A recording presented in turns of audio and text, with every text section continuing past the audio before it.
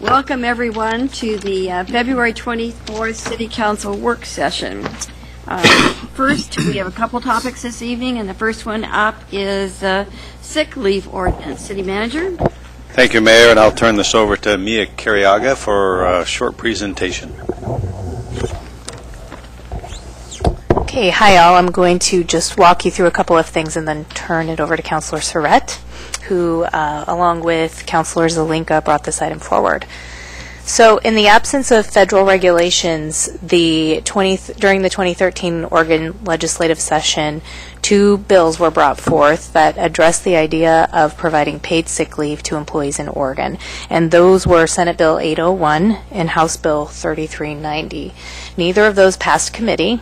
And so there were a couple of, so the City of Portland moved forward in their own legislation around that, and I'll talk about that in just a minute. There's only one state in the country that has adopted a sick leave policy statewide, and that's Connecticut. So as I said, the City of Portland has an ordinance, and they started the process to adopt such an ordinance in March of 2013. And in the early fall of 2013, they brought forward administrative rules to address the policy. They put it out for 3 weeks for public comment. And during that comment period, it became clear that they needed to actually address this through city code. And that's what I included in the AIS for the item tonight.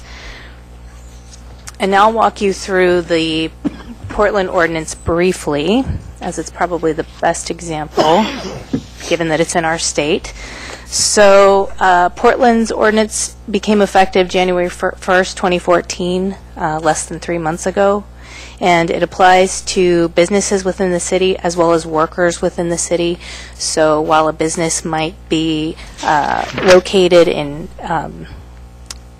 Beaverton, if employees are working regularly within City Portland limits, then the sick leave ordinance also applies to them. Medium to large-sized businesses are required to provide paid leave, and that's defined by employers that have 6 or more employees. And small businesses, 5 or less employees, have to provide unpaid leave. That applies to all employees that work at least 240 hours in a year. They accrue 1 hour for every 30 hours they work, with a maximum of 40 hours annually. Those hours can roll over from year to year.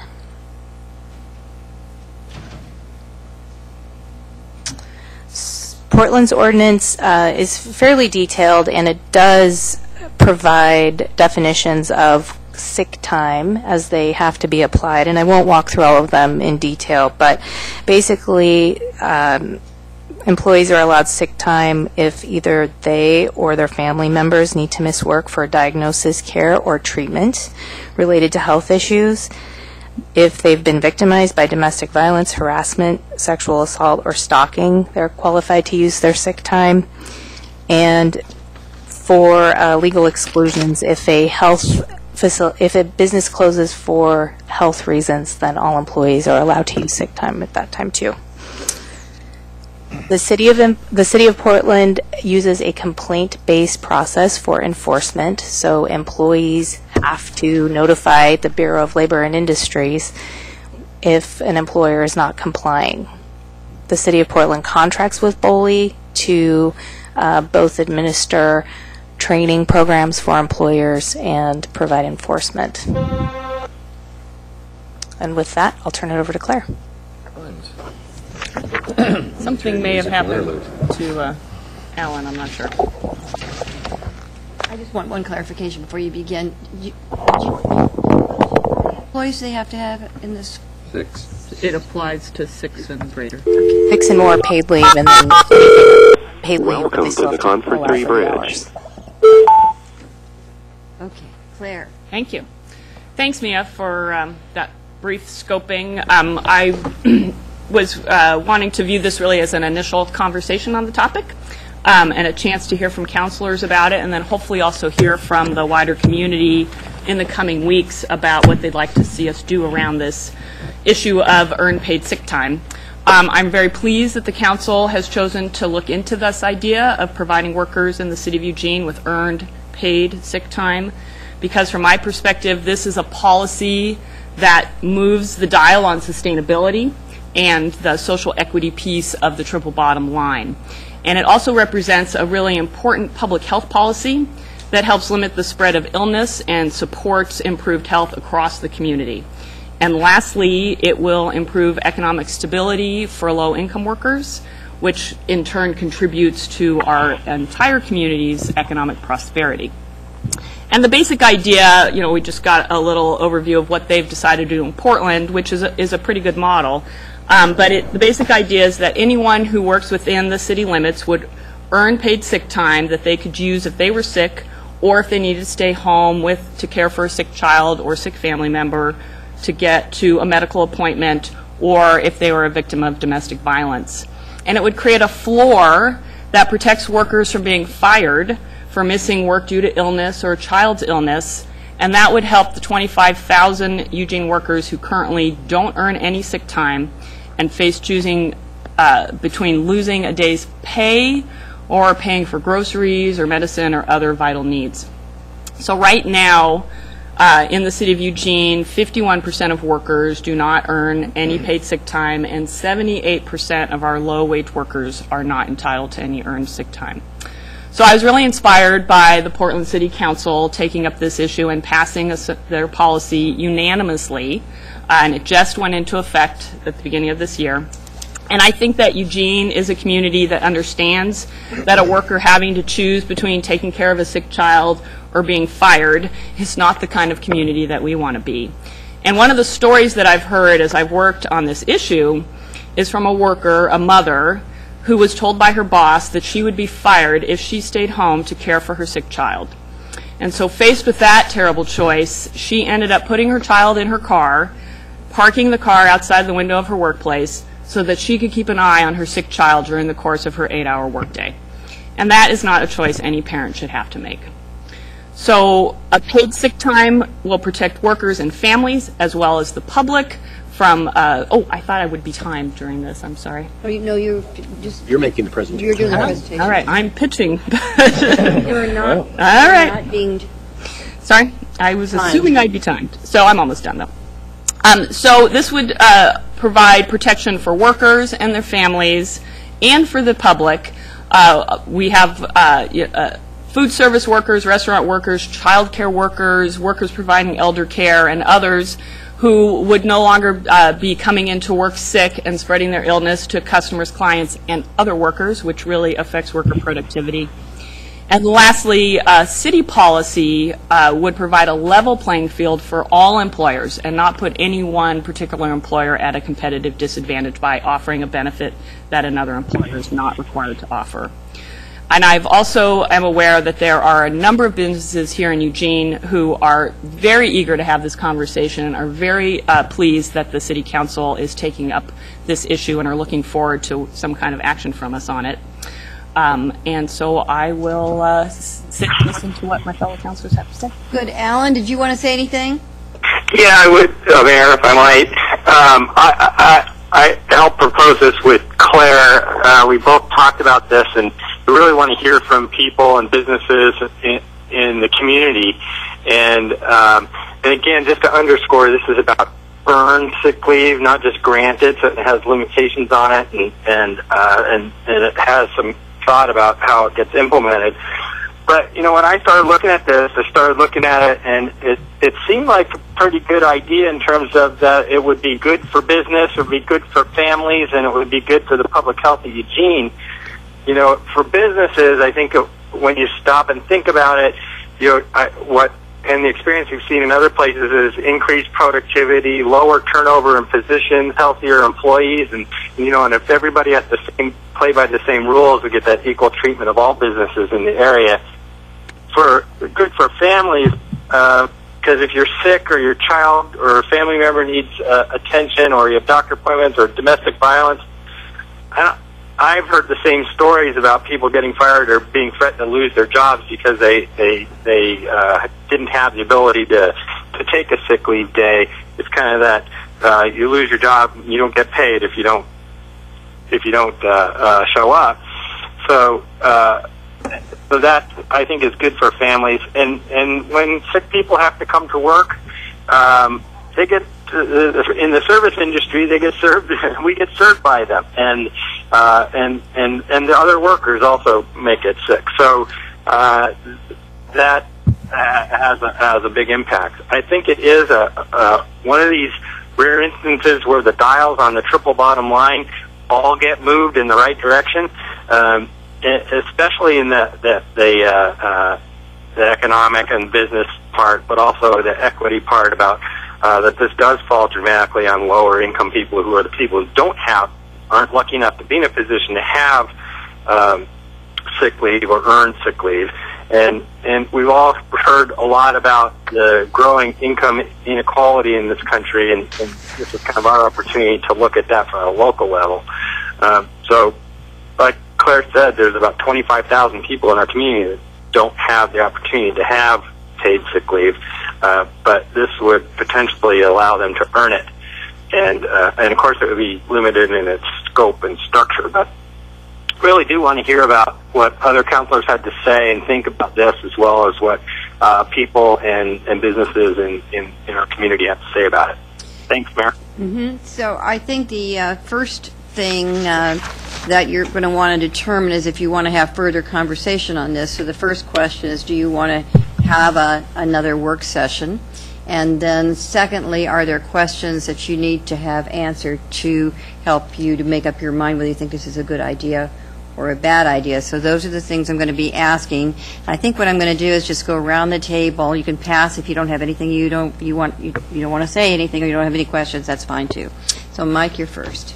Well, thanks, Mayor. I think it's a good idea when counselors try to lead ideas that will help the city. I appreciate when efforts are led by us at the table rather than issues that are brought to us by staff. So I applaud you, and I applaud Alan for doing this. I wanted to hear about it first before rendering a judgment on the idea, but I have to say, based on what I've heard so far, I don't think this is something I would want to support. I tend to disagree with both of you. I don't believe it would be good for business in our city. I think it would be very bad for business in our city. I think, as a matter of fact, I mean, from what I've heard so far, I would say it's it's the wrong sort of thing to do at the worst possible time. We're adding a cost, a loss in productivity, and a cost for doing business to local businesses that aren't borne by businesses located in Springfield and in other surrounding areas that are competing with our city's businesses. We're adding to their cost burden, and there are public health benefits. There are some of the other benefits that you mentioned. But this is the time when we should be doing everything we can to help grow Eugene area businesses, and I think this would be very detrimental to them. From my standpoint, if local businesses, the goose that laid the golden egg of employment, family wage jobs, and a strong, healthy tax base, this is another regulatory sort of thing that works to choke the goose rather than to start feeding it better. And in my opinion, if we want more eggs and more employment and better tax base, the way to do that is by doing things that help business grow, where this will serve to hurt local business. So I can't support this. George? Thank you. Well, and I too appreciate the fact that Claire and Alan brought this up. They said there are people in the business community that I've talked to that aren't in favor of this, and they're small to medium size employers. In fact, I just talked to one small businessman not too long ago who said that if he had to go to a program like this, he'd have to close his business. It'd run him out of business altogether. That's because he's just barely making it.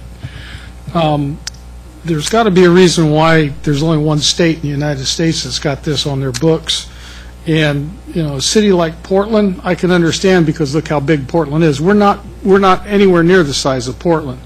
And there's part of the ordinance in here, the Portland's ordinance, that are just make no sense to me whatsoever. If it was a statewide law, I would support it. but being as close as we are to proximity to Springfield and the recent history of businesses going back and forth across the freeway for various reasons, I don't think I could support it at this time. Betty?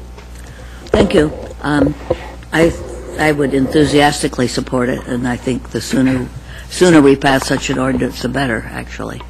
And I can't imagine that. I'm sure that some businesses, I know of some who are already giving paid sick leave, but I think that I don't think anyone's going to go broke from, how many days is it, 4 or 5 days, 5 days maximum. Actually, they'd probably be better off than, as has been well said, have people spreading germs around the workplace. And I don't think people are going to deliberately use the sick days if they can accumulate them. I think that's a good part of this. Then they'll want to save them in case they get really sick sometime. And I remember when I first started getting sick days as a teacher, I didn't use them.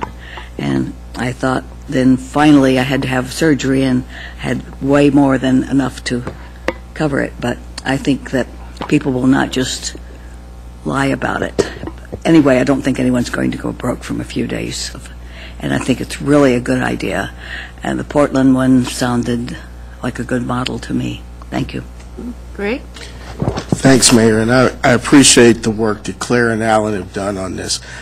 I really don't think that we should jump to make hasty decisions until we have had all the research that we need, and to ask the business community to come forward and talk about the issues that they may or may not have with this type of proposed ordinance. I also think that other members of the community need to come forward with their stories as well.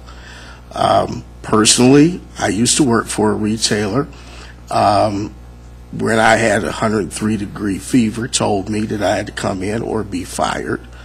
I understand what happens when people are put in those positions. And quite often it's because the retailer itself doesn't even have that wiggle room to be able to, accommodate you, because they don't have the staff on hand to do it either. So it becomes a real draconian situation. And this is not just an easy cut and dry say, this is necessarily bad for business or bad for workers, or whatever the case may be. I think that this deserves another work session.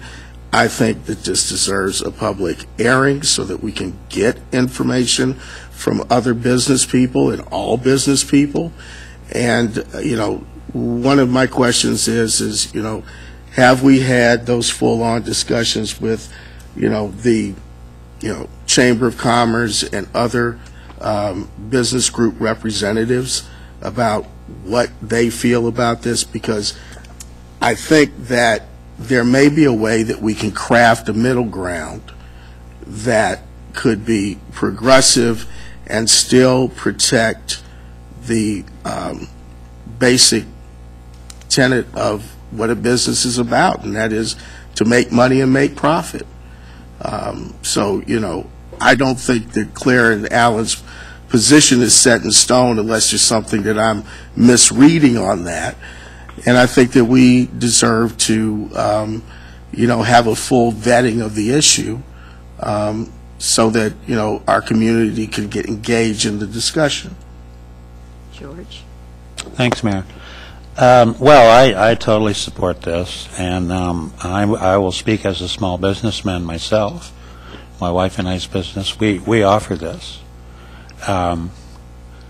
because it's part of a package you want to offer your employees so that they can be healthy, so that for the reasons that we've been hearing and we've read in the packet.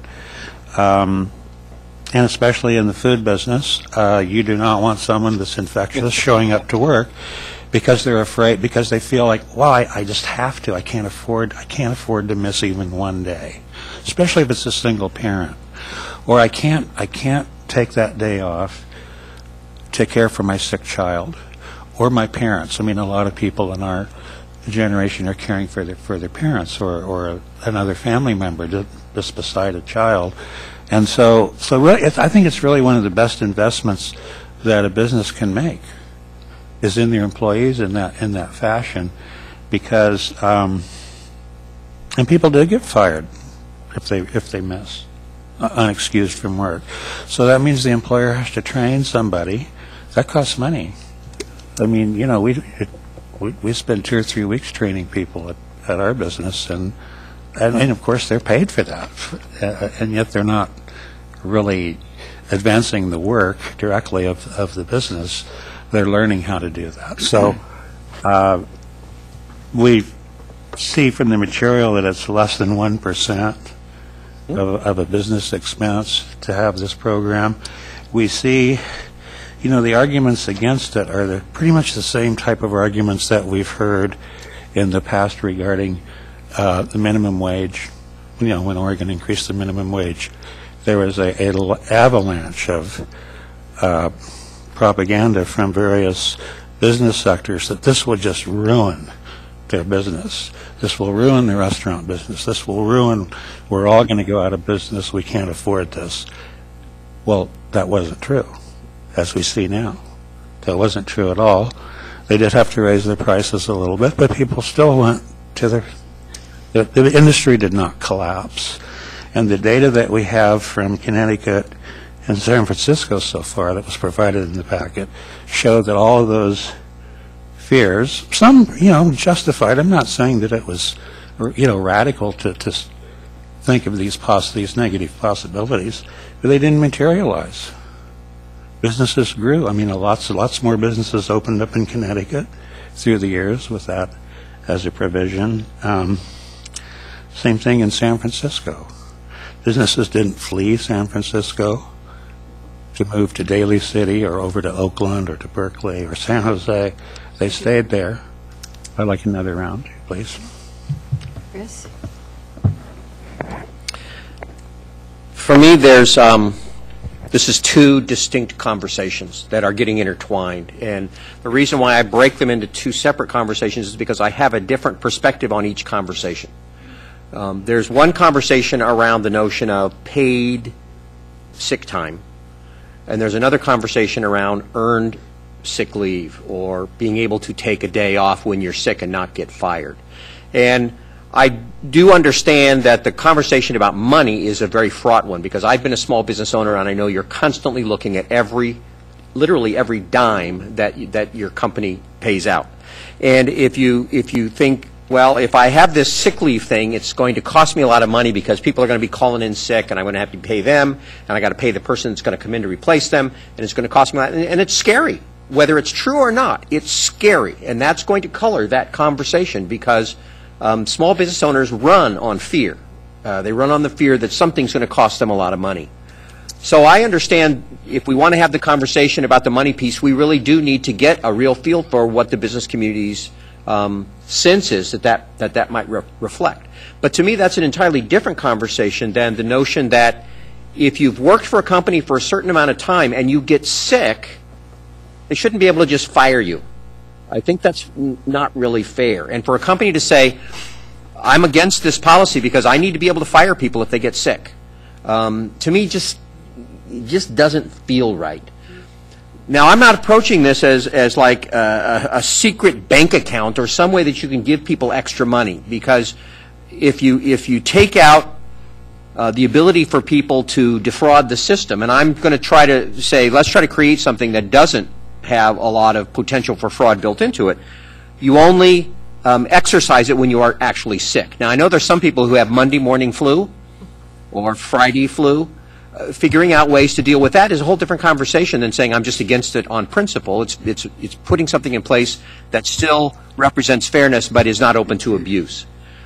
If you put in the time element to it and you take the money out of it, I don't see how it represents an increased cost.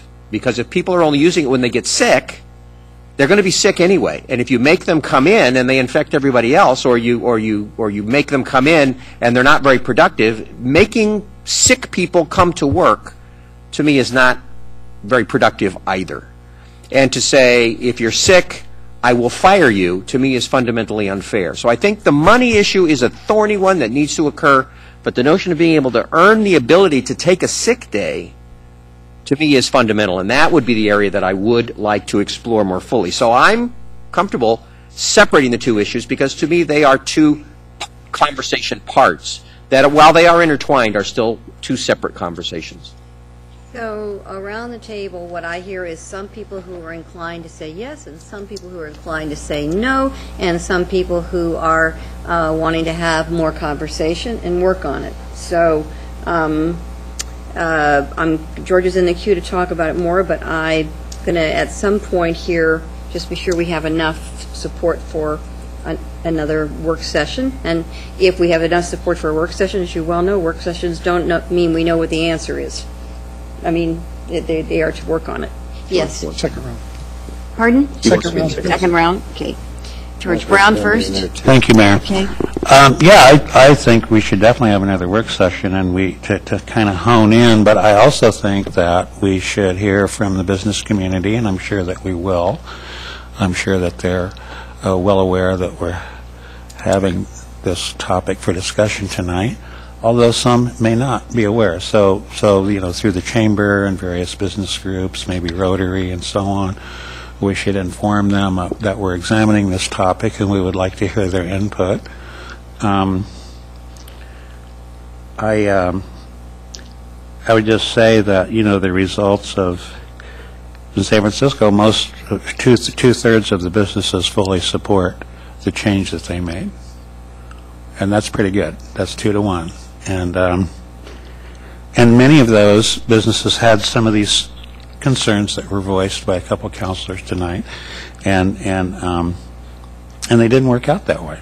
They were, the abuses and all the bad things didn't happen when they enacted it, and because we learned, from the packet that most people don't use their sick days. They'd rather work. Most people don't abuse the system, and both ordinances have, there's provisions for arbitration of disputes. So, like, an employer has a dispute about people abusing it. There's Portland. They go to BOLI, and also if the workers feel like they're getting messed over by their employer, there's a procedure to address, for arbitration and settle it. But I think the data showed that there weren't that many mediations either in Connecticut or San Francisco. So, I think we should move forward with this, but also get more input from the broader community. But I just don't see any downsides to it myself. The way in Portland is if it's, if you are a small business and you have 5 or less employees, you don't actually pay the sick days. You don't have to. I mean, you can if you want to, but it's not required. It's the way I read it was, but you grant the sick leave time without any other penalties, but you're not liable to actually reimburse them. But you allow them time off to care for a sick child, or actually, and it's also safe time too. It's not just sick leave. It's if you're a victim of domestic abuse, domestic violence, you need time off to deal with it, with the legal ramifications. So that's called safe time. So it's actually two things. It's sick leave and safe time. George Polling? I'd like to. Okay, gotcha. I would suggest that if we do go to another work session, that between now and that time, maybe, John, somebody can sit down with the Chamber of Commerce and have them send out a survey via their email system and see if we can get a better read on the business community on what they think. And have it worded such where we're not nailing down any specific points out of the Portland ordinance, just that the city is considering this, general information about it, and a simple, yes or no, are you in favor of it, without any slanted questions one way or the other. I think that would be a good way to get a real positive read on the business community. One of the things that I was thinking is, if you choose to go forward with the next work session, what we might be able to do is come back ahead of that with a proposed process, timeline. It could include those kinds of things. And then also to gather your questions and information that you need going forward with something. And so as we approach another work session or work sessions, you would kind of know what the process is to get there, and then you can decide if that's a good process or not. So that might be one way to get at that, George, is part of a process that incorporates a couple of pieces. I appreciate that, City Manager, because I would really hate for us to rely on non-scientific polling. Mike? Thank you, Mayor. Let's say I heard a rumor because I didn't read the specific detailed lines of it. Let's say that.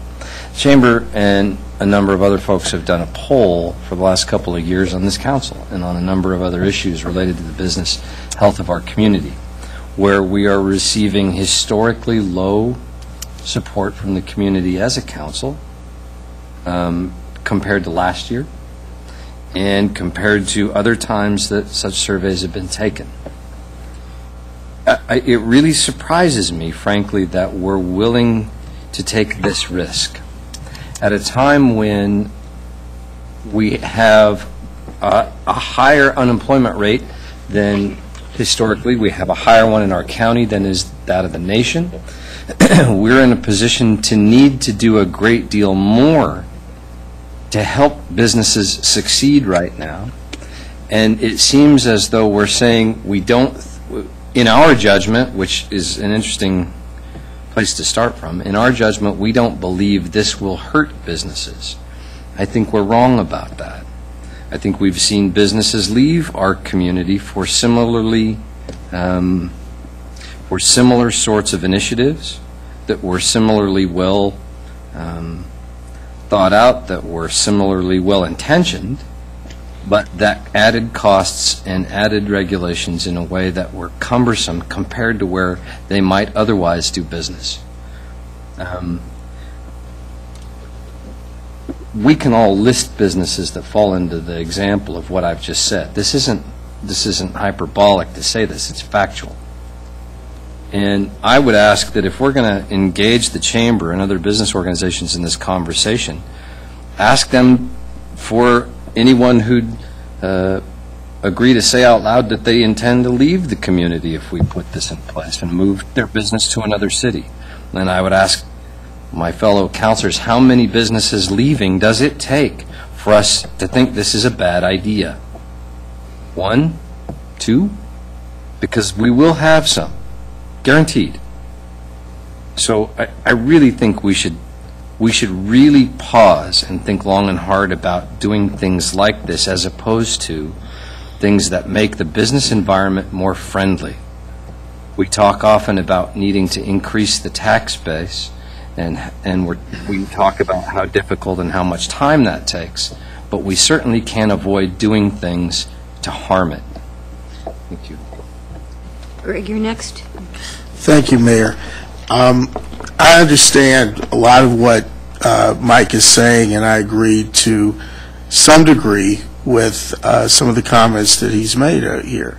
I mean, there are businesses that legitimately fear overly onerous government regulation, and what they what they fear may or may not be reality. It may be reality for certain people and certain businesses. It may not be that case for others. I think a conversation and discussion is not an ordinance. It's just that, a conversation and a discussion. And I think that if we were to move to the point of developing an ordinance around this, then an ordinance on this needs to have the full input of the business community. Also needs to have the input of labor. It needs to have the input of a variety of constituencies around the table and around this community. And it needs to be crafted in a way that it makes the best sense for the city of Eugene.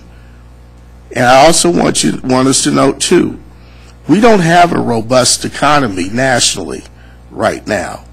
And our economy locally is even more or less robust than what the national economy is. We're still recovering from a recession/depression nationally. I think that there may be ways that we can get to where most people want to get to without having a lot of acrimony. I think we can work together. I think everybody should work together, because people don't want to fire people because they're sick. Most people don't. There's some out there who do, but most people don't. And some of your best employees, have situations, children get sick. I know a retailer locally who is in the restaurant business. They have informal flexibility with some of their employees whose children have chronic health problems. And if you got to run and take your child to Portland, to Dornbecker, at 2 a.m. in the morning, you may not be back by 6 a.m. to open the store. I think we need to understand that.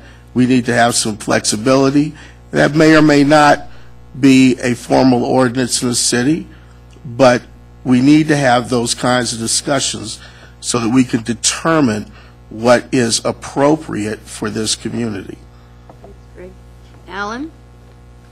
Thank you, Mayor. So I too want to hear from businesses and the public. I don't know what the form that takes, whether or not it's we were not proposing an ordinance at this point, so it's not really a public hearing, but maybe there's a forum and or potentially a panel of points of view that we could have at our work session, where we could have people come and talk to us, and maybe there's a forum type of format that we could do as well. So I think the better and the more airing of this issue and the more perspectives that we get is great. I think that I'd love to find a middle ground where we work with the Chamber of Businesses to come to a position where we support it. But we need a starting point, so this is what this whole conversation is about. And we haven't proposed anything, so what we've got here is the Scott proposal that Portland put forward and Seattle put forward, that we can start to look at and talk about how it fits our community and what would be best for us, and collaborate together on putting something together that can work for the vast majority of people. And I think that we can potentially get to that middle ground part and talk about the fears and also the best outcomes of people that they might have. The fears about the abuse of the system, and as Chris said, taking the fraud out of this and the potential for misuse and abuse and abuse of the system is a good thing to focus on. At the same time, hearing the stories about people, but at the same time, business hardships. So, and there may be ways to craft this so that it does work for folks, and if they do have certain circumstances, they can get exceptions. One of the things we did with the reusable bag ordinance was to allow the city manager to grant exceptions for people to be able to deal with their particular circumstances. So there's ways that it doesn't need to be a completely cookie-cutter type of process. I really don't like unscientific surveys. They're notoriously awful and reliable, and they require a lot of education about the topic and not just throwing out a bunch of questions. Do you support this? That just lead to reactions as opposed to thoughtful comment and discussion, which is why I really like to see us maybe do a panel of points of view or and a public forum. Thank you. Chris? Thank you. A couple of questions I would want to have if we're going to do another session. One would be just how many businesses are we talking about, and in what kinds of industries? My impression would be that most of the significant employers in the community already have a sick leave policy. Everybody I've ever worked for has one. I think larger employers do. So just how many businesses are we talking about, and in what kind of a scale? Are we talking about a large number of very small businesses, or are we talking about a significant number of larger employers, and how do they tend to shape out? I would need to know that so that I would have an idea of just how much impact this would have. The other thing I would want to know is when we talk to businesses and get a reaction from them, I would want to know how they react to the time side of the conversation separately from how they react to the financial side of the conversation, because I think you'll get two different reactions. Because I know I would react to them differently if you asked me about, paying sick leave versus earning sick leave and making those, and I'd be interested in knowing how they react to them as separate conversations. And then probably the last thing I would say is how you approach economic development. I'm struggling to always be on a balance. There's 50 things you can do to support business, and there's 50 things you can do to hinder business. And in any normal situation, you're probably doing about 20 of each at any given time, 25 of each. I'm throwing numbers out. Because you're always going to be doing certain things that businesses view as being an inhibition to them or a problem to them. You're regulating them in ways they don't want to be regulated. But maybe those 20 you're doing are more towards the more benign end than the draconian end. And that's the balance I would want to strike. If you're going to have to regulate business, don't do it in an improper kind of draconian way. Do it in a way that's reasonable, more dissent. The same is true the other way around. If I'm going to support business, I want to support businesses in ways that are helpful to the community, helpful to business, but don't just give them absolute laissez-faire to start drilling oil wells in the middle of downtown. I mean, it's the balance. And so I think what Eugene is struggling to do and what we're trying to do in this conversation is to say, yeah, we may be doing some things that are inhibiting business to some degree, but hopefully they're more at this end. And we're balancing those with all of the things we are doing to support business at the same time. Businesses will come and businesses will go. That's just a fact of life. And some will come because they say it was this reason, and some will go because they will say it was that reason. I look at our downtown and I see all of the new businesses that have come, but at the same time I know there will be businesses that will leave. And there's not a thing we can do to stop them because for whatever reason they will leave. I don't want us to do something that is over the top to drive them out any more than I want to do something that is over the top in terms of giving them permission to do whatever they want to do. It's all about the balance for me. And so this conversation needs to be around, is there a balance in here that represents the best solution for the business community and for the workers? George Brown. Thanks, Mayor. Well, yeah, as this moves forward, I want to hear from business people, but I think they need to be, contrary to one of the councilor's suggestions of just ask them what they think about it. They have to know what they're thinking about. So they need to know what we're looking to Portland's model. Now, I'm not saying we're going to adopt we may adopt nothing, but I'm not, and even if we do, I'm not saying we're going to just adopt Portland's and just do a mimeograph and go call it good. But they need to know what we're talking about, and really you read through here these ordinances and city code. Portland has changed their code. It's not that scary. It's not that onerous, in my opinion, as a small businessman, and it's very logical and for all the right reasons to have that policy. So they need to know what we're talking about, because otherwise, then we're all dealing with not all the information. And I think it's essential to hear from workers too, because that's who this would benefit. Immediately. Ultimately, it would be good for business in general, I believe. But yeah, we need to hear from employees as well as the business. They're part of the business community too. This is a different aspect of it. For instance, we know from the information we got in Oregon, I assume it's probably close to that in Eugene, 82% of food industry workers are not able to earn sick leave time or save time. So that's a public health problem because we all eat food. And so there's a huge gap, and I'm really happy that this came forward to council, and I'm looking forward to the continuing conversation. Thanks. Thanks. Can I wrap it up here? Yeah, sure. Thank you very much. Really good conversation. I really appreciate it. I think it's a great start to an important topic.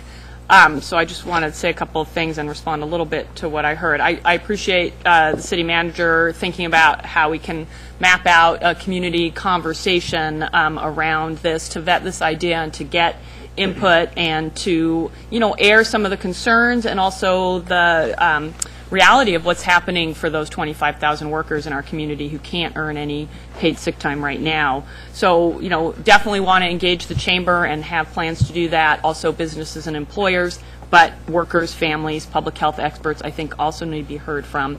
And I think learning from other communities' experiences as much as we can. From my understanding, there's no evidence that any businesses left the cities of Seattle, D.C., San Francisco, or Portland after those cities adopted policies along these lines. I recognize that many in the business community are going to view this as a burden on them and another regulation, but just as we set a minimum wage and set rules on health and safety issues in the workplace, this is a policy that is seeking to promote economic and physical health of our community and results in workers having more money in their pockets at the end of the day to spend at the businesses in our community. So we can craft a policy that suits Eugene. We can look to Portland as a model, but create something that really works for us after we have heard from folks. And they've done a number of things to protect employers from having workers abuse the program, and workers also have protections as well.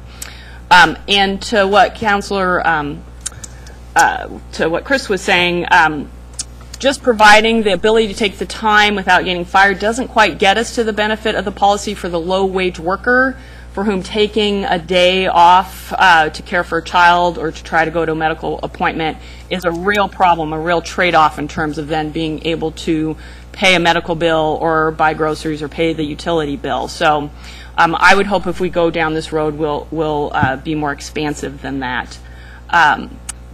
Other studies have shown that the bottom line really kind of remains the same for employers in terms of employee costs, and that on average folks use just about 2 of their earned sick days a year. And frankly, I think a stable workforce, reduction in turnover, a healthier workforce, a healthier community helps the bottom line for everyone. So I'm really looking forward to the next iteration of this conversation. I would personally love to have, maybe a model policy to look at next time, but maybe that's getting a little bit ahead of ourselves. But I'll look forward to the next work session, hopefully when we get back from our break. City Manager, did you have something? I don't know if you want to, I can be loud. I just want to talk a little bit about timing, but after everybody's I just had a couple questions. One, in the interest of looking at this in a 360-degree way, if we enact some kind of ordinance that's going to intone that there will be some complaints lodged. So one, who would, in the framework of what examples we have, who would be the adjudicating body to settle those disputes? And two, how much does that cost the city in terms of administering the program and doing those kinds of things? I think we need to look at all sides of the issue, given our limitations budget-wise as a city right now. So I'm just putting that out there as something that maybe you can bring back at the next session if we decide to have another work session. Well, before the City Manager, why don't you go ahead, then I'll just... I was going to say, it sounds like people do want to have more That's what I was conversation, gonna say. so that's just the sense I'm getting. So unless Anybody? says no, I know not everybody wants that, but it feels like the majority does. Just with respect to timing, we'll put together some process kinds of things, and if you have other requests for information, if you can just send those to me.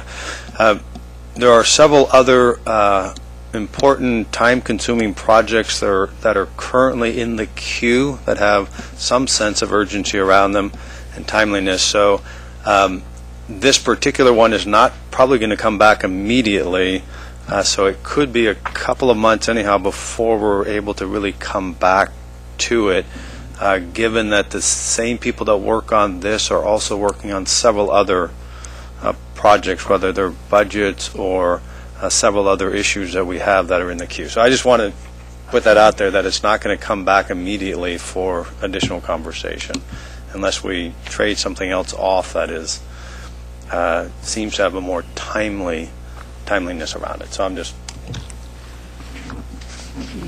Any other? All right, thank you, everybody, and we will come back to this when, as it gets scheduled. Thanks, Mia. Thank you. Oops. Back in, sorry. Got carried away. Gabbling? Yeah, I know, no gabbling out. So next up is... I know. In and out. Next, with the triannual report to City Council from the Police Auditor. Welcome. Mayor, this is Alan. I'm going to need to jump off in a couple of minutes. Okay, thank you for being there for that last discussion, Alan. Yeah, you'll hear my sing when I leave. Okay. We're going to miss you. Thanks, Ben. I'll try to be brief, but I could talk about these kinds of things for days. So give us time to kind of switch gears here. Yes. I know. Go ahead. I don't want any more complaints that we have to look at from the previous discussion. So I'm pretty busy now. A couple of things I wanted to mention. This year or last year, we had 400 complaints, and that's the most the office has had since it's opened. Two of the things in particular, dynamics that have changed, I think, which has consumed a considerable amount of our time, is that because of the situation with the jail, the situation in the DA's office, we had a mechanism where if there was a mutually combative situation and police would take a report, but they would not arrest anyone, inevitably someone would come to our office and file a complaint, and we were able to get that information and take it to the district attorney's office for review. In most cases, the district attorney's office would feel as if it wasn't a case to prosecute. Well, the district attorney's office is no longer reviewing those types of cases in most instances, so people remain dissatisfied in a mutually combative type situation why no one was arrested. Speak up, Mark. So I'm sorry. And the second issue then is in terms of prosecutions, particularly on some drug possession charges. A lot of those charges aren't pursued in the court system, and so some people feel as if because it's not pursued that in fact there's not evidence, and therefore they should have a complaint that the officer didn't have probable cause. So we've been experiencing that more often, again just sort of an offshoot of because of the jail capacity issues, that officers recognize that taking someone to jail is futile, and then trying to resolve these situations on mutual combatants, and someone, usually the loser of the fight, is not happy with the outcome of that, and then the issues about drug possession arrests. So those have impacted our complaint process. Another thing that what I expect now, given a lot of the things that we've been working on from a misconduct standpoint, is I expect less allegations of misconduct that have a significant basis to them in terms of public complaints.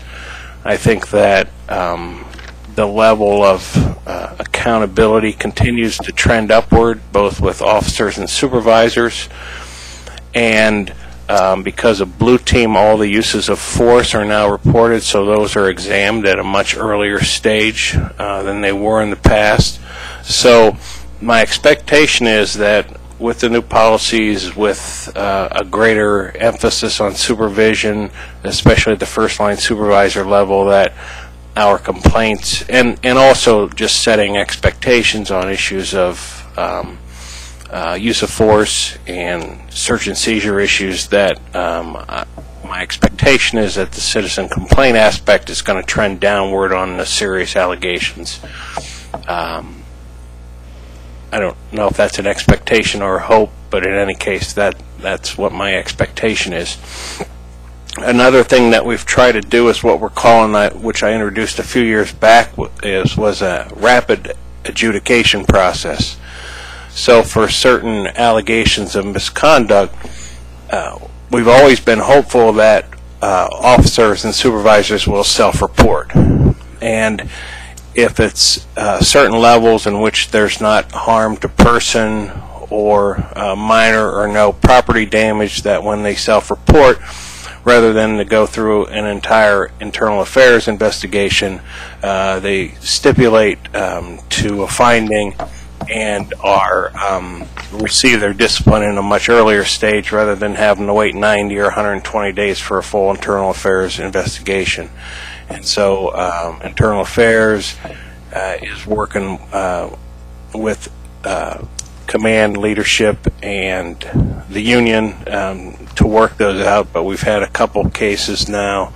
One was on a pursuit where there was no traffic accident, but the officer admitted that they violated the pursuit policy, and so that was one of those experiments that we moved into the rapid adjudication process instead of waiting for a longer period of time. So I'm pretty pleased about that. Since the introduction of a full-time sergeant as a policy person, there's been significant improvements in policy and procedure timelines, and he writes very well, and command staff appreciates the need to push those things out, so those things are moving along pretty well as well. A couple things that we've taken note of as you got my report from last month is we're working with the Human Rights Commission to develop strategies for more outreach to Latino community members in less formal settings to allow people more open exchanges about our processes. I think there's a greater need there even from an institutional standpoint in terms of building trust, particular people from other countries and other cultures in just the basic institutions such as reporting crimes and things like that. Documentation as Val Hoyle so aptly articulated at the NAACP banquet was it's still very difficult for people to accept being documented for things or for complaints and things like that. I'm certain that there are some people in the community that don't see a difference between Chief Kearns, for example, and Sheriff Joe from Arizona and some others. So I think it's time perhaps for a broader conversation about building trust for those who don't hopefully understand what is for the most part a reasonable and fair process in this country. So and again, we've had conversations with the Human Rights Commission about getting that taken care of. The other thing that's come into play, primarily initiated by the police chief, although we've had conversations in the past, is starting to do a better job of gathering demographic information to determine whether or not bias-based policing is occurring. And so there's policy discussion in the Police Commission, we had some discussion at the Human Rights Commission, and then we have a data capture, if you will, committee that we're working to try to put these things together. Only about 15% of police departments in the nation gather data to make those kinds of determinations. And what we're hopeful is to have a system that captures this information, because we believe it is very important, but also one that is nimble and quick. Certainly a time-consuming one is going to consume hours of man and woman hours in the police department, and we don't want that as well. So I think I've advocated for a foundation. I'm hopeful that we'll get technology. Good night, Alan. Hopefully we're getting technology that will allow it to happen quickly and allow everyone to start looking at trends in this particular area. I think it was just a couple days ago that Portland, with the assistance of an academic institution that I forget the name of, released a report on those specific issues. And so, again, I think it's a good opportunity to do that. The other thing I think the mayor may have copied you on was a letter from Juan Carlos Valle, the president of LULAC, requesting that we add an additional staff person who is bilingual and biculturally competent. The policy discussion for council, we're trying to determine the need. As you know, for any of the city agencies, we have to provide translation services. We are not, despite what people might think, we are not a spontaneous organization like a front desk at a police station or at a permit. Someone wants to come in to get a permit. When we had the issue with the 2 Chinese students, we were able to capture translators from the, or interpreters, I should say, from, in fact, the regions with which one of the students came from, made an appointment, and got the information that we needed. I can tell you that if we need, if our need was to expand our staff, our first need is for someone who can deal with folks who have episodes or long-term mental illness and substance abuse. By 10:30 this morning, Vicki had dealt with 4 people who had significant mental health episodes, and I know it was a very frustrating morning for her, and that's pretty much typical. Our walk-in clients now are those who are suffering from mental illnesses. I thought I've touched on all the things.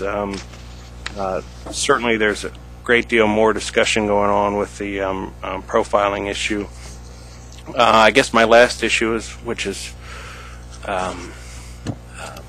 perhaps a touchier subject. We had the Deadly Force Review Board panel, and for the officer-involved shooting at Churchill. And since 2009, I've talked about how, based out of Senate Bill 111, neither the design or execution meet my expectations, and I still consider that as I review these cases. I'm not certain yet that the design and the process are giving the community the best that can be delivered. Certainly I support the district attorney's decision 100% that the shooting was justified. Nevertheless, I remain disappointed that the best people are not involved, in my opinion, in the process. And so I'm not exactly sure. Well, I have some opinions about how to fix that, but I get counseled to be diplomatic, and but at the same time, given the expertise that exists just in this city alone and having the auditor model, I think that we can get to a point where my expectations are met. And again, that's just my personal expectations based on the body of work that I've done over the course of my 27 or so years in civilian oversight. So I've had discussions with command staff, and they're going to work on that. And I'm hopeful. Fading away a little bit, Mark. Pardon me? There. Oh, I'm sorry. So I know I speak softly, otherwise that Ohio stuff comes out. So, so we're going to continue to work on that, and I'll be patient for a little while longer, but not much longer. Oh, you're finished? Yes, ma'am. Thank you very much, and as always, we appreciate the work that you've been doing. I just wanted to say a couple of things that I think the outreach to Latina community and other populations in our community is very important, and building that trust is important so they can have their safety needs met. So I appreciate that that's going on. I appreciate both you and Chief Kearns in getting this demographic information and moving forward on the on that policy area and trying to see if there are any trends we need to pay attention to. And I appreciate the response to LULAC and our commitment to making sure we have the ability to give people the language help that they need when they're in any of our offices. So, and I don't think it's any surprise to any of us that mental health needs are at the top of the list. So thank you very much for that. Excuse me. Yes, Greg. I want to thank you again, Mark, for the report. I already heard this at the Human Rights Commission the other day, but I have a question for you that is fairly complex in terms of jurisdictional authority. As you know now that the University of Oregon has police authority on its campus, and over the last month and a half, I've had 3 individuals, students from the university, approach me about alleged racial profiling by that agency and wanted to know where they could take their complaint to. I told them that they needed to direct that back to the university and back through the appropriate channels of the student process for complaints. However, given the fact that you have another police agency that is operating within the geographical jurisdiction of the city, have you had any conversations about individuals who may approach the city with these kinds of complaints or issues that arise on the campus and are directed towards public safety personnel at the University of Oregon? We do rarely. I think they're aware of, I think the students are aware of the jurisdictional boundaries. I think the bigger issue is, at least when we were having the prior discussions, and I don't think I was a signator for the final product, so I'm not exactly sure what the final product is. About 85% of their contacts are non-students. The last data that I was told, I don't know if that's changed or not. So the dynamic is somewhat different. So hearing about the students as well, it's a different dynamic. But other than that, it's been many months since I've had any direct involvement in their process. Okay. Chris? Yeah, I just wanted to compliment Mark and his entire department on what a great job they're doing. I've had now the opportunity to work with him as vice chair, but now as chair. We have monthly meetings with the auditor, and I think that's a great system in place for us as a council. I know that all of us that have had the chance to have those meetings are very appreciative of the quality and the detail of the reports that we get, and it's a great way to stay in touch with the auditor in terms of what he's doing. And it also reinforces that focus that we've tried to instill, which is if there's something bad going on, you'll catch it and you'll work to try to correct that. But the real focus of your effort is to improve the working culture of the police department, and that really is what it's all about. And I think to that end, we're making real progress. And when you mentioned the example of officers who will make a mistake, for lack of a better word, and will come forward and say, I screwed up, what should I do about it, marks a real change from some of the efforts you've seen in the past with folks who would try to cover up if they made a mistake. And I think it's a real indicator that the culture is shifting more towards not only transparency, but also the recognition that an auditor's office can really represent a benefit in terms of making the department more highly regarded, more respected, and operate with greater authority and accountability. And so that's really what we were trying to do with this auditor's office, was not just catch bad guys, but to really create the kind of police department that we could be proud of, that they could be proud of, and that the community could be proud of. And I think that Chief Kearns and his staff have done a great job of moving in that direction in partnership with the auditor's office. And I think the partnership aspect is one of those elements that has really made this thing work. And so I think in Mark, we have found that person who can really make that partnership work. And so I'm really very appreciative of the work you're doing. Thanks. So you're making me tear up here. No. Excuse me. That impact on people. Yeah, thank you for your great work, Mark. I just had a couple of questions and a comment. So you mentioned 400 complaints in the office. Was that total? Was that both external and internal complaints? Yes. And 49 of those I classified as allegations, where we made about 215 decisions on whether officer or officers committed acts of misconduct. And so in our annual report, we'll talk about them a little bit more. So we had to make a lot of decisions this year, and we did catch some bad guys too. But yeah, 400 total.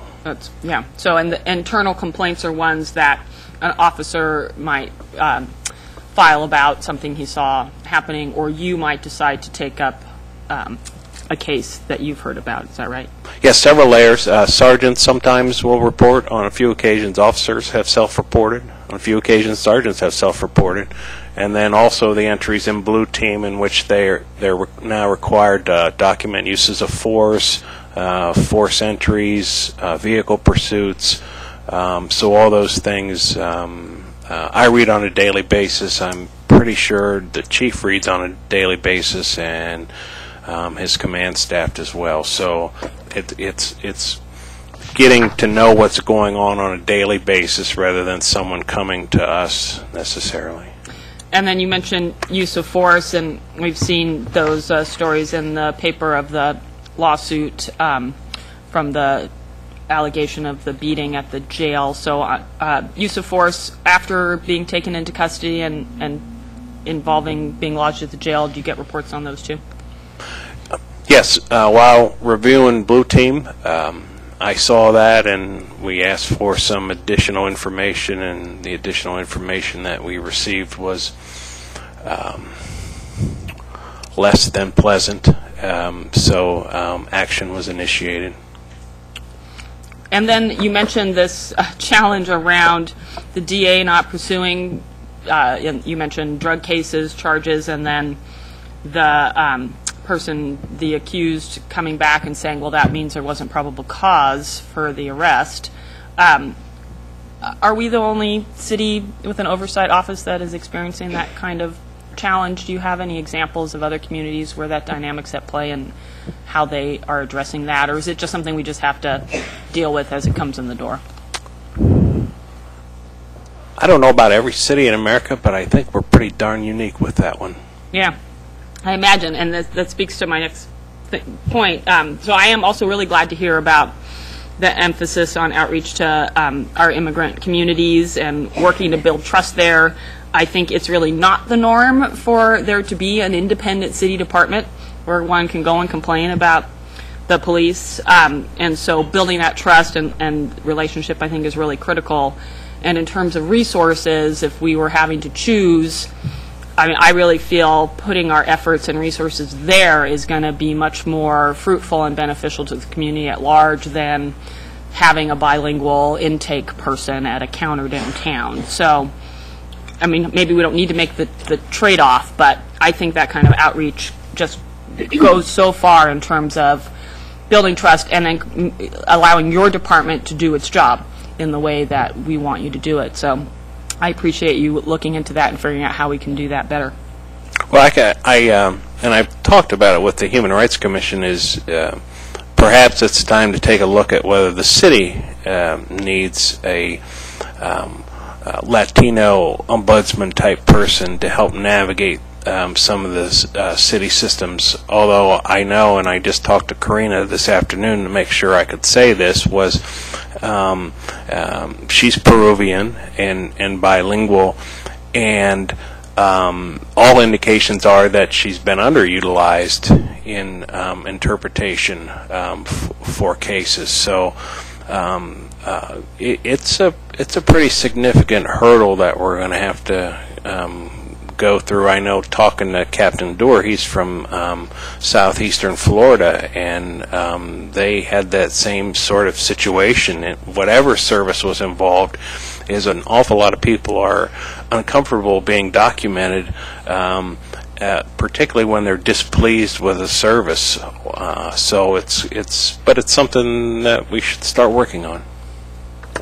My only, and I'm sure others have mentioned this to you and mentioned it and talked in a conversation about it, but I just want to mention it, is that I always think that you go where people have trust, and so I think going to their churches and talking and looking to them in partnership to help people know that how they can use a system to get the injustices dealt with seems like a really good way to move, as opposed to expecting them to come to us. So just a thought there. And the other thing that I want to say about what Greg was bringing up, it seems to me, and I'm certainly going to operate that way, and I hope we all do, is that when we hear things, the least that we can do is pass them on to the folks at the university that we've heard it.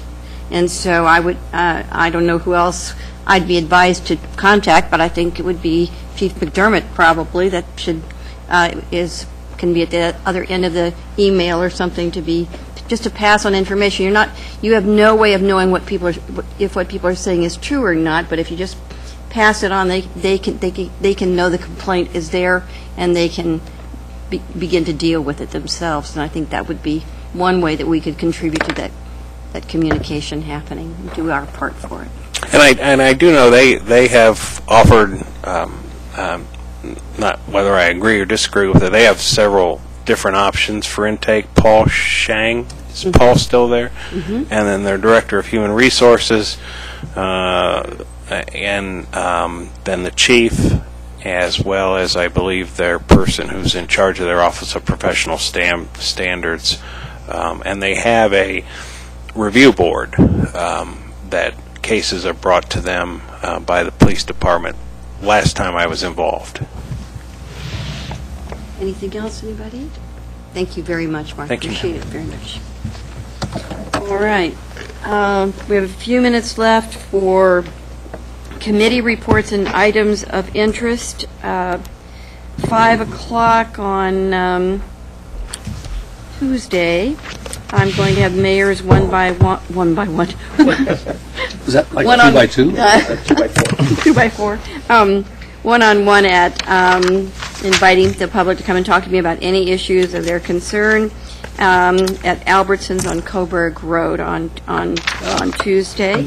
And then we also have a budget committee meeting this week on Wednesday at 5:30. Thank you. So those are two things the public may want to be aware of.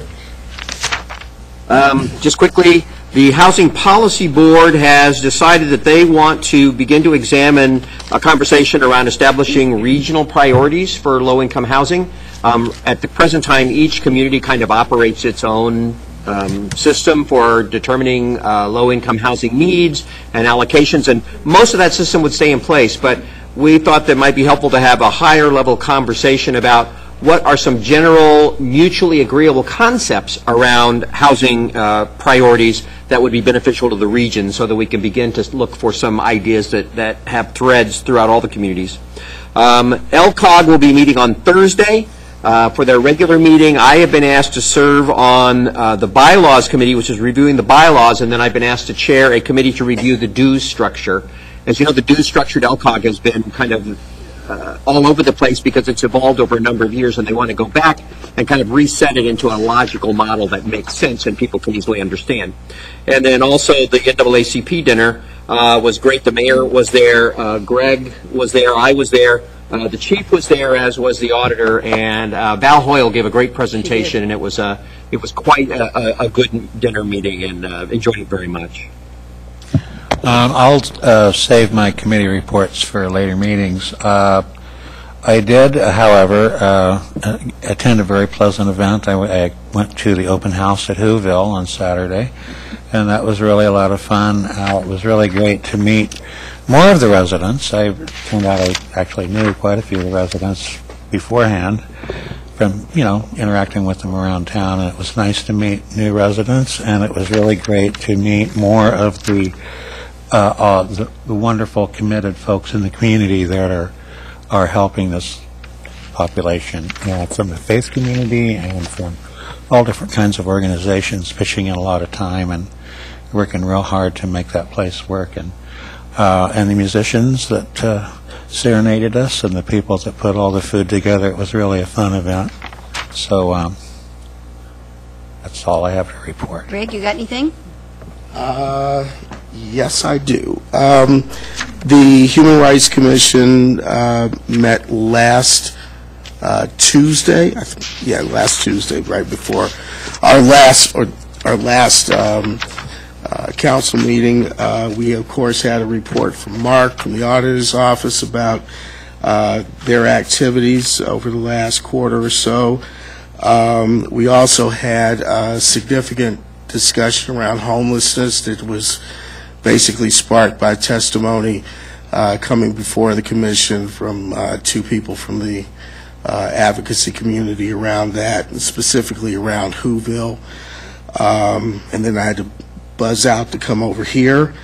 And I think, Claire, did you cover the HSC?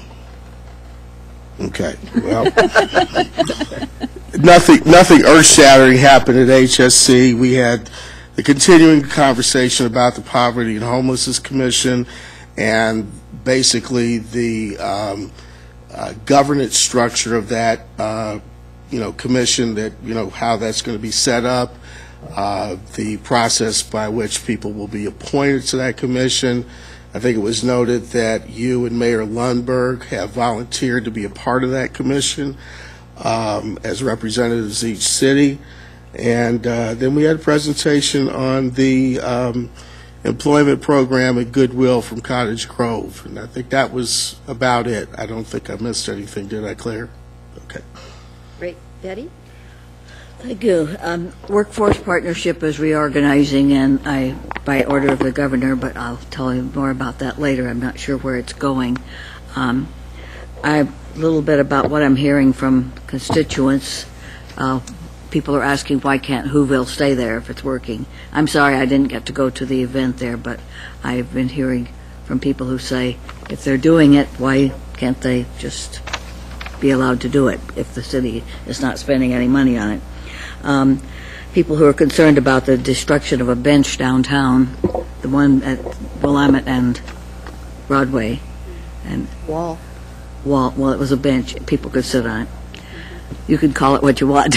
It's, that's ironic.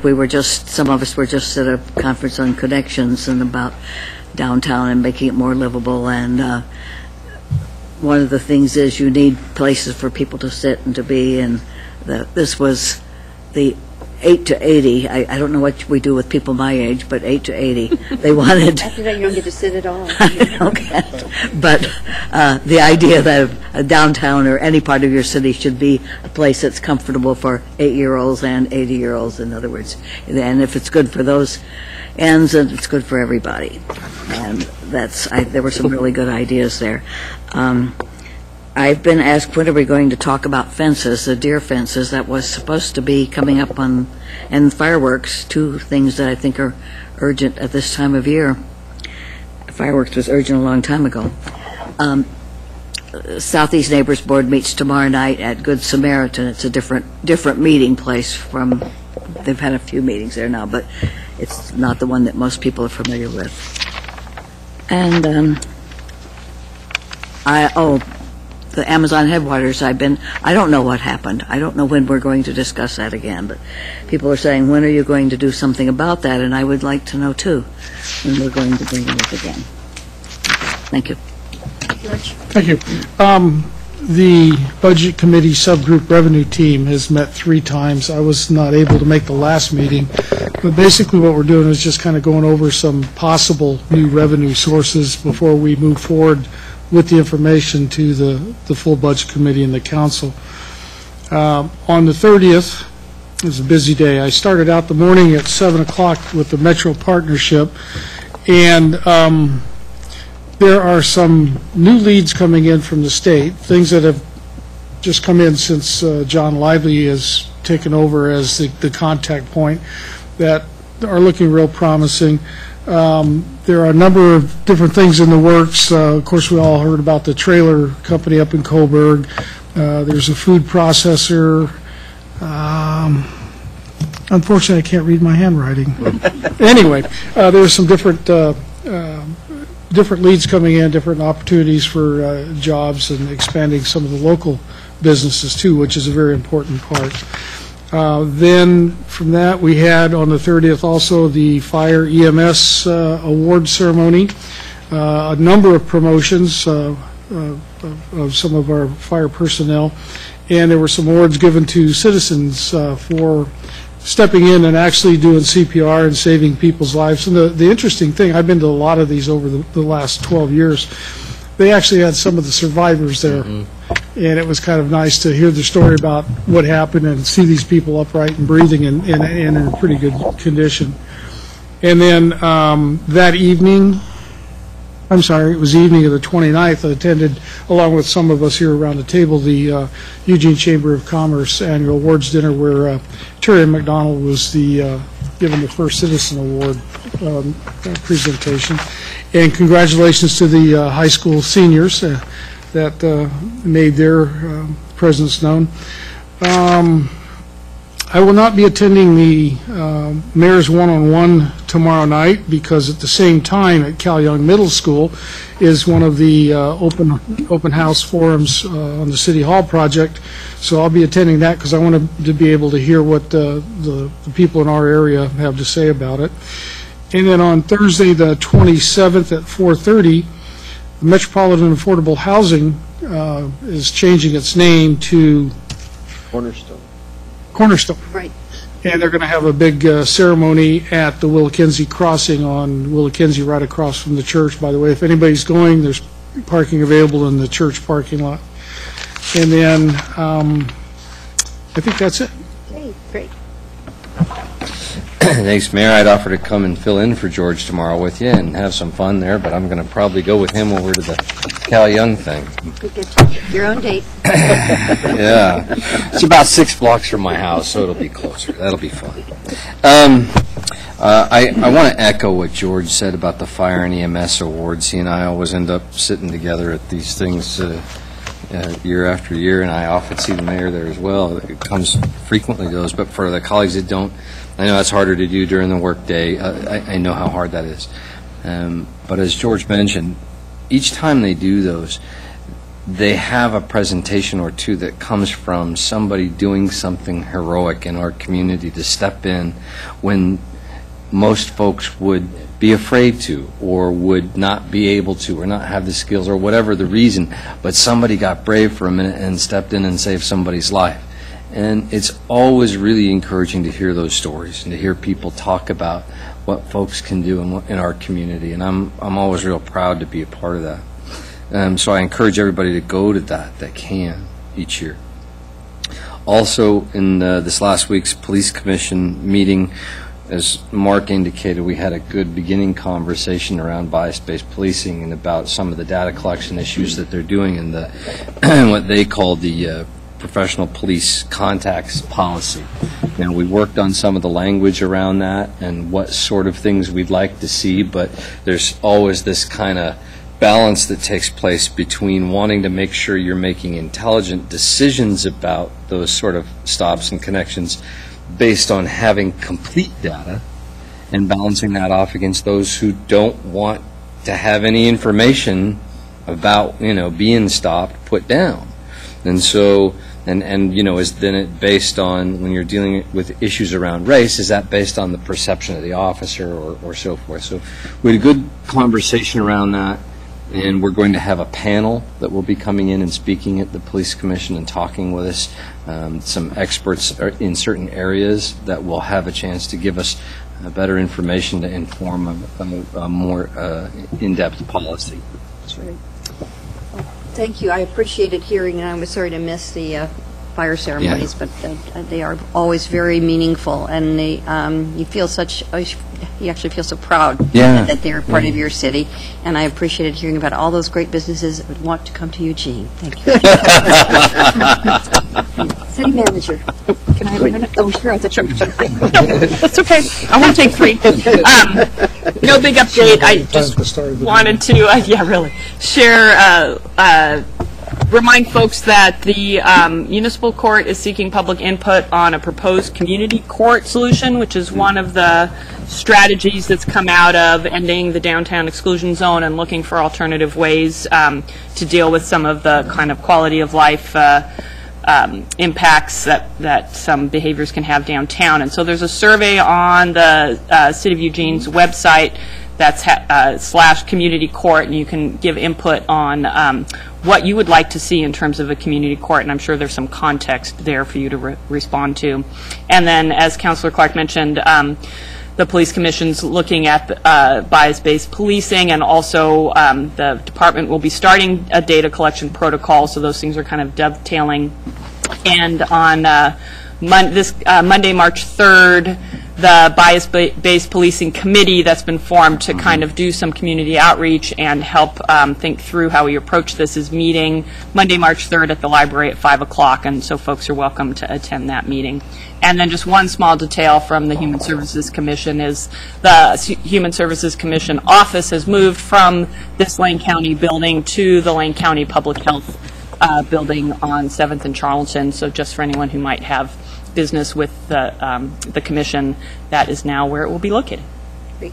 Thank you, Claire. Sorry about that. Okay. Just really quickly, Mayor, I was a part of the interview process for the county administrators last week, and so the Board of Commissioners will have an important decision coming up as they go through that. And of course, I know I, as staff, and all of you will fully support whomever they choose to hire. And as we go forward, we look forward to that. So. Thank you. And in terms of the questions that Councilor Taylor asked about timing for when we might see some of those issues come back, especially the I took a note. We'll follow up and get back. Thank you. Greg? I just have to put this out on the table. I can't make the Public Safety Advisory Committee meetings because it is a major conflict with work. I teach class that overlaps when those meetings happen on Thursdays, and so I need to give that committee up and see if there's anybody around the table that has the time or the opportunity to do that. I think I was the alternate, wasn't I? I did that for a while. Yes, I think you were the alternate, George. And what time is the meeting? They're 3 o'clock Thursdays. I think it's third Thursday of the month. I can do that. Second or third. so send him the information. And thank you so much, George. Thank you, George. Great. Thanks, George. All right, we're going to end this meeting, and we'll be back in a little while. Yes. So excited.